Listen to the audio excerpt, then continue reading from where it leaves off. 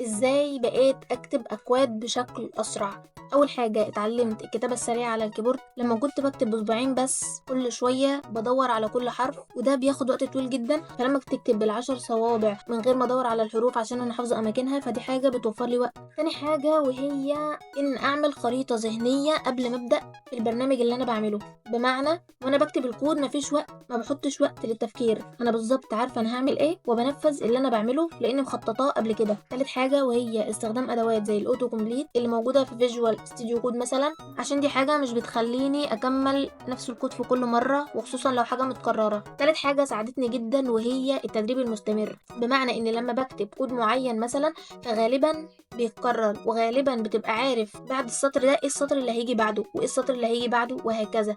ودي حاجه طبعا بتبقى بالتدريب المستمر وبتوفر وقت كتير جدا. تالت حاجه تعلم الديزاين باترنز، ودي مجموعه من الاكواد غالبا بتتكرر، فلما انت بتكون عارف الحل فده بيوفر وقت كتير جدا في التفكير في العمل البرنامج وفي تفكير عمل الاكواد كمان.